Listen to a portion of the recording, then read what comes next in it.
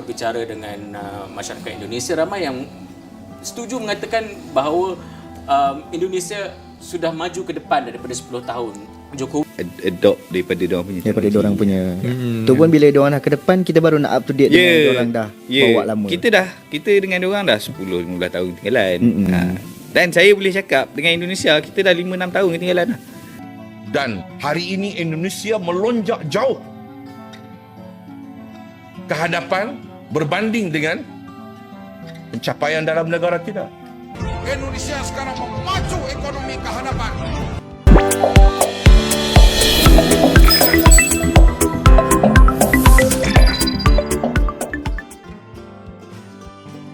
Indonesia. Kalau kita melihat begitu luasnya geografis Indonesia. Nah, inilah yang masih diperjuangkan oleh pemerintah Indonesia. Agar sumber daya yang begitu besar ini untuk kemakmuran seluruh rakyat Indonesia, bukan untuk kelompok atau golongan tertentu saja yang bisa menikmatinya. Dan dari waktu ke waktu hingga sekarang, pemerintah Indonesia mencoba untuk membenahi dan memperbaiki dengan segala pembangunan dan kemajuan yang mungkin masyarakat Indonesia bisa lihat dan merasakan. Sungguh tak diduga perihal perubahan Indonesia ini pun selalu mendapat sorotan dari masyarakat luar, seperti Malaysia. Mengenai kemajuan pembangunan di Indonesia dengan politiknya.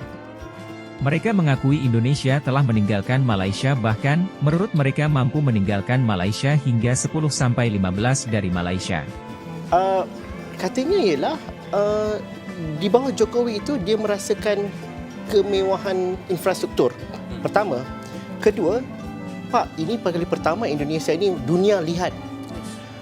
Dunia tidak pernah melihat Indonesia seperti mana Indonesia mahu dilihat. Dan itu di bawah Jokowi, Pak. Dan berbalik kepada tawaran-tawaran parti, katanya kalau nak tawarkan bensin itu tidak mungkin, itu terlampau idealistik bagi orang politik tawarkan. Nak tawarkan internet percuma, tidak semua punya HP, tak semua punya handphone. Tapi kalau tawarkan susu dan juga makanan, itu semua orang punya perut dan juga akan membantu ekonomi kecil. Tapi faktor Jokowi itu, Amir, kerana bangganya kata mereka, oh, Indonesia dipandang dunia seperti ini, dan kita kalau ke Jakarta hari ini juga berbeza dengan 2019 dahulu. Amir? Memang faktor Jokowi sekarang sudah terbuktilah bahawa faktor Jokowi itu menyumbang kepada kemenangan besar Prabowo Gibran yang dilihat sebagai calon kesinambungan, ya. Kerana kalau kita berbicara dengan masyarakat Indonesia, ramai yang setuju mengatakan bahawa Indonesia sudah maju ke depan daripada 10 tahun. Jokowi menekankan pengagihan kekayaan Indonesia, pembangunan di seluruh kepulau-pulauan, bukan sahaja di Kepulauan Jawa. Teroja dengan kepimpinan di Indonesia.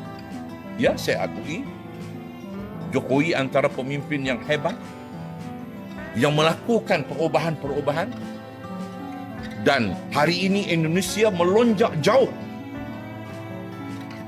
ke hadapan berbanding dengan pencapaian dalam negara kita. Ternyata, bukan hanya segi pembangunan ekonomi dan infrastruktur, juga politik Indonesia yang berkembang pesat yang disoroti oleh masyarakat Malaysia, tetapi, di bidang industri pun, Indonesia telah meninggalkan Malaysia. Tidak dipungkiri mereka sangat terkesan dengan perubahan yang ada di Indonesia. Kenapa brand-brand Indonesia ataupun artis-artis dari segi graphic designer atau painter power? Bukan kata kita punya tak power, tapi kalau compare kat sana, saya rasa dia orang lebih kreatif. Betul. Kita daripada segi brand kita pun, kita selalu compare kat Indonesia juga. Kita perasan kalau Indonesia satu brand ni memang semua level dia top notch juga sebenarnya. Rasa pendapat lah, rasa kenapa ini kita tukar podcast ni, tanya dia.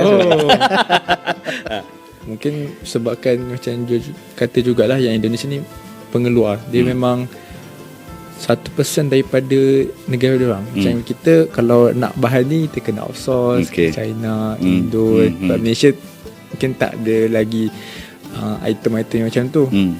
Bila Indonesia ni dia dah dapat, dia ada access awal. So dia boleh R&D awal, dia boleh keluarkan awal. And ada satu je brand tudung pun itu saya perasan yang ada pin. Yang tu pun dia orang claim daripada Indonesia juga dibawa ke Malaysia. Maksudnya diorang ni lebih banyak orang kata berfikir luas lah produk tu sebab dah ada barang kan. So kita boleh test macam-macam. Betul. Pendapat saya Dan lah. negara luar. Dan dia orang ada advantage sebab dulu brand-brand macam brand-brand luar, Nike, Adidas, Mizuno apa semua, even brand Levi's apa semua ada kilang dekat sana. Made in Indonesia. Made in Indonesia. So bila dia orang keluar teknologi tu ada. Betul. Dia orang guna balik teknologi tu. Dan pekerja dia pun mungkin ada juga on tempatan dia juga kan. Ya. Dah pernah belajar. Betul. Jadi Dan kalau dari segi kreativiti bagi saya satu benda je lah. Indonesia penduduk dia berapa ramai? Juta ramai. So the art of surviving. If you are not creative enough, ada 10 orang lagi kreatif. Yang boleh ganti tempat kita. Ya. Tapi kalau tanya saya punya benchmark adalah Indonesia. Saya tak tengok luar, saya tengok Indonesia dulu. Indonesia. Ya. Cukup dengan gaji yang kita pun dah boleh dapat benchmark yang nak lawan ke level Mak Saleh pun dah lain lah. Dia orang tu dah. Bagi saya sebenarnya Mak Saleh ni pun dia menang kat teknologi. Teknologi. Menang kat teknologi. Kreativiti saya rasa saya still ke arah Indonesia. Mak Saleh teknologi. Ya. Sebab kita dari segi teknologi je kita kurang. Kita banyak adopt daripada diorang punya. Daripada diorang punya. Tu pun bila diorang dah ke depan, kita baru nak up to date dengan diorang dah bawa lama. Kita dengan diorang dah 10-15 tahun ketinggalan. Dan saya boleh cakap dengan Indonesia kita dah 5-6 tahun ketinggalan lah. Jauh juga. Dan saya boleh cakap dengan Indonesia kita dah 5-6 tahun ketinggalan lah. Jauh juga tu 5-6 tahun pun. Even untuk dari segi kita ambil kalau dari segi JC. Dia orang dah start pakai knitted. Map knitted punya fabric. Map knitted fabric. Knitted fabric ni dia I mean kalau tengok macam baju Nike, play issue kan. Dia punya satu satu roll kain tu. Satu roll kain tu untuk satu saiz. So dia dah siap pattern tu dekat atas kain tu. So tailor kena potong ikut yang tu. depan, belakang, lengan. So kalau dapat tailor hura lah baju kau. So maknanya dia buat khas untuk S, M, L, XL. Kalau sekarang ni macam kita kain kita, itulah L, itulah M, betul sendiri. semua. Betul lah. Kat Indonesia dah ada, dah buat benda tu. So kalau tengok jersey Indonesia sekarang, kain dia lain lah. Memang lain. Even kain-kain yang orang kata kalau kat Malaysia ni dia make fiber eyelet diamond tu standard. Itu standard. Dekat sana kita tengok emboss, ada yang pattern. Betul.